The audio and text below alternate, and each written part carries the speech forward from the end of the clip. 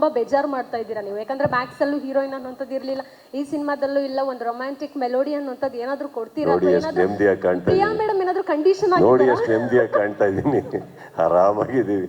ಇನ್ನೊಂದು ನನಗೆ ಭಾಳ ಖುಷಿಯಾಗಿದೆ ಏನಂದರೆ, ಇವತ್ತಿನ ಸ್ಪೀಚಲ್ಲಿ ಅದ್ಭುತವಾದಂಥ ನನಗೆ ಗೊತ್ತಿರೋಂಗೆ ಸ್ಪೀಚ್ ಕೊಟ್ಟಿದ್ದು ನಮ್ಮ ಸಿಂಪಲ್ಲು. ಎಲ್ಲಪ್ಪ ಇದೆಯಾ ಹೊರಗಡೆ ಹೋಗ್ಯಾರ. ನಾನು ಅವ್ರದ್ದು ಪರ್ಸ್ಪೆಕ್ಟಿವೇ ಅರ್ಥನೇ ಮಾಡ್ಕೊಂಡಿರಲ್ಲ. ನನಗೆ ಎಲ್ಲರೂ ಮೇಕಪ್ ಹಾಕ್ತಾ ಚೆನ್ನಾಗಿ ಕಾಣ್ತಾರೆ, ಅದರಲ್ಲಿ ಮುಖಕ್ಕೆ ಹಾಕೊಂಡಿರೋದು ಮಸಿ ಬಳ್ಕೊಂಡಾಗ್ಲೂ ಚೆನ್ನಾಗಿ ಕಾಣೋದು ನೀವೇ ಅಂತ. ಇವಾಗ ನನಗೆ ನೀವು ಹೇಳಿದ್ದಕ್ಕೆ ಉತ್ತರ ಸಿಗ್ತಾ ಇದೆ. ಅದನ್ನೆಲ್ಲ ಆ ಥರ ಹಾಕೊಂಡ್ಮೇಲೆ ಪಕ್ಕದಲ್ಲಿ ಯಾವ ಹೀರೋಯಿನು ಬರಲ್ಲಮ್ಮ.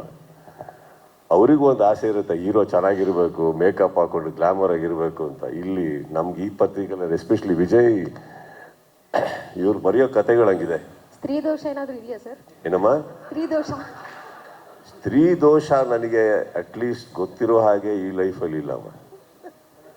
ನೋಡಿ, ನೀವೇ ಬರೀ ಸ್ತ್ರೀಗಳೇ ಪ್ರಶ್ನೆ ಕೇಳ್ತೀರಿ, ಸ್ತ್ರೀಗಳೇ ನಗ್ತೀರಿ ಅಂದ್ಮೇಲೆ ನನಗೆ ಆ ದೋಷ ಇವತ್ತವರೆಗೆ ತಟ್ಟಿಲ್ಲ. ಏನಮ್ಮ ನಿಮ್ಮ ಪಕ್ಕ ಅದು ನಿಮ್ಮ ಕಣ್ಣಿಗೂ ಕಾಣ್ಬಿಟ್ಟು ಈ ಪ್ರಶ್ನೆ ಕೇಳ್ತಾ ಇದ್ದೀರಾ ಅಂದ್ಮೇಲೆ ಉತ್ತರ ಕೊಡ್ಲೇಬೇಕೆ ನಾನು? ಕರೆಕ್ಟೇ. ಇನ್ನು ಸರ್, ಯಾವುದೇ ಸಿನಿಮಾ ಸ್ಟಾರ್ಟ್ ಆಗೋಕ್ಕೂ ಮೊದಲು ಧೂಮಪಾನ ಆರೋಗ್ಯಕ್ಕೆ ಹಾನಿಕರ ಅನ್ನುವಂಥದ್ದು ಒಂದು ಕಾಷನ್ ಇರುತ್ತೆ. ನೀವು ಟ್ರೈಲರ್ನಲ್ಲಿ ಒಂದು ಸಂದೇಶ ಕೊಟ್ಟಿದ್ದೀರಾ, ದಮ್ ಹೊಡೆಯೋದು ಕಡಿಮೆ ಮಾಡಬೇಕು ಅನ್ನುವಂಥದ್ದು. ಫ್ಯಾನ್ಸ್ಗೆ ಸಂದೇಶ ಕೊಟ್ಟಿರೋದು ಜೊತೆಗೆ ಕಮ್ಮಿ ಮಾಡಿ ಅಂತ ಹೇಳಿದ್ದೀನಿ, ಬಿಡಿ ಅಂತ ಹೇಳಿಲ್ಲ. ಸಿನಿಮಾದಲ್ಲಿ ಏನಾದರೂ ನಿಜವಾಗ್ಲೂ ನೀವು ಸ್ಮೋಕ್ ಮಾಡಿದ್ದೀರಾ ಸರ್? ಏನು ಸಿನಿಮಾದಲ್ಲಿ ನಿಜವಾಗ್ಲೂ ಸ್ಮೋಕ್ ಮಾಡಿದ್ದೀರಾ? ಅವಶ್ಯಕತೆ ಬಂದಾಗ ಮಾಡಿದ್ದೀವಿ, ಇಲ್ಲಾಂದ್ರೆ ನಾರ್ಮಲ್ ಆಗಿ ನಾನು ಸುಮಾರು ವರ್ಷಗಳಾಯ್ತು ಬಿಟ್ಟು.